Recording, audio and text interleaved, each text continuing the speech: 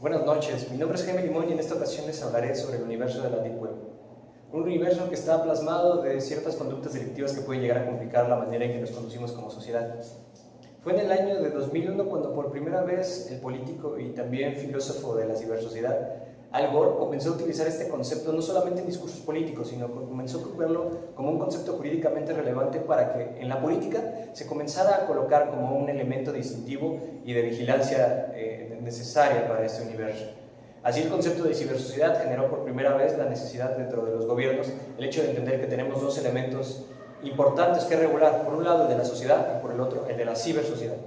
En tanto de la sociedad, hoy en día ya no es un debate jurídico y un debate filosófico que nos lleve a entender cómo es que surgen las normas y cómo es que pretenden regular el comportamiento de los individuos en la sociedad a través de la constitución de ciertas normas, tanto en principios como derechos fundamentales, como por supuesto derecho positivo.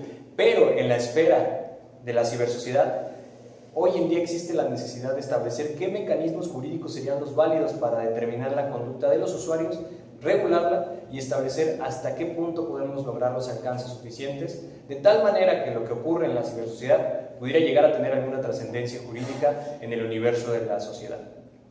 Así las cosas, hoy en día existen mecanismos que podemos llegar a ocupar de manera flexible dentro de nuestra legislación para considerar qué elementos podrían llegar a vincularnos a nosotros, inclusive a un proceso de carácter penal por lo que hacemos en la cibersociedad.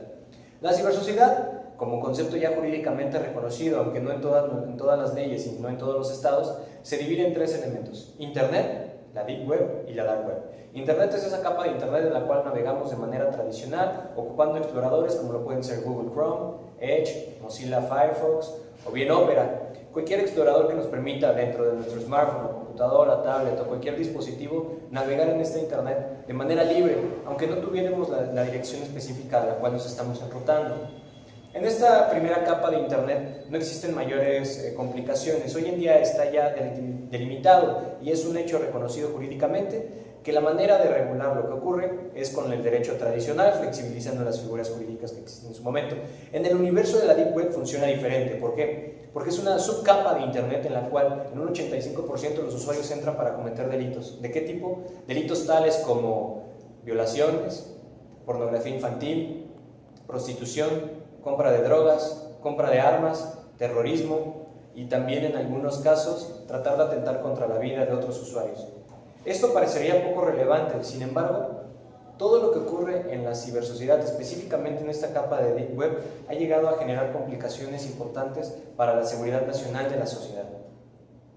Esto, por supuesto, ha llegado a generar preocupaciones en los gobiernos, de tal manera que es importante hoy en día comenzar a regularlo, no solamente por lo que refiere al ingreso de Internet como una capa principal de los usuarios, sino también como la necesidad de que esta capa que se encuentra en infra, mejor dicho, que se encuentra a nivel inferior de Internet, necesita desaparecer.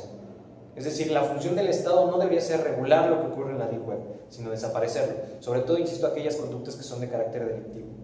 Después de ello tenemos la Dark Web, una capa de Internet poco considerada y poco estudiada por las pequeñas complicaciones que pueden llegar a existir, ya que no se cuelga de la red de redes que tenemos tradicionalmente, sino que pueden llegar a existir hipótesis en las cuales únicamente existe la conexión entre dos usuarios que no se conocen físicamente de ninguna manera y están conectados a través de vía remota, ya sea con la conexión satelital privada, con la cual se pagan cantidades millonarias, o bien en algunos casos con conexiones de fibra óptica, que también llega a ser considerado de manera millonaria. Bajo esta tendencia es importante comprender nosotros como abogados si vale la pena meternos al estudio de capas como la Deep Web y la Dark Web. La respuesta fundamental sería sí. ¿Por qué? Porque está llegando a generar consecuencias en la sociedad. Es decir, la cibersociedad ha comenzado a llegar a generar efectos en la sociedad de tal manera que podríamos hablar que hoy en día están colaborando y funcionando una y a la otra de manera paralela, generando consecuencias jurídicas de derecho una y a la otra.